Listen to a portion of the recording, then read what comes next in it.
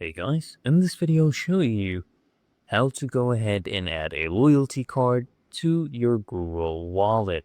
So first we'll launch up Google Wallet. I apologize, I cannot show you a screen recording because Google Wallet blocks the screen recording. So you come here at the bottom and you can click on Add to Wallet and you'll see this option, a loyalty card. Just go ahead and click on that and then you just search for nearby loyalty programs. Let's say it is a Costco program. You can just come here and search up Costco, right? I think we have misspelled that. There we go, Costco. And then you just scan the card.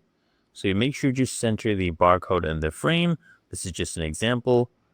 Just center the barcode in the frame, or you can come here and click on enter manually and enter your member ID. Just enter your member ID for that specific loyalty program or store, and then just click on add to wallet. Okay, it's really that easy and simple, and it would be added to your wallet. So I hope this helped you out.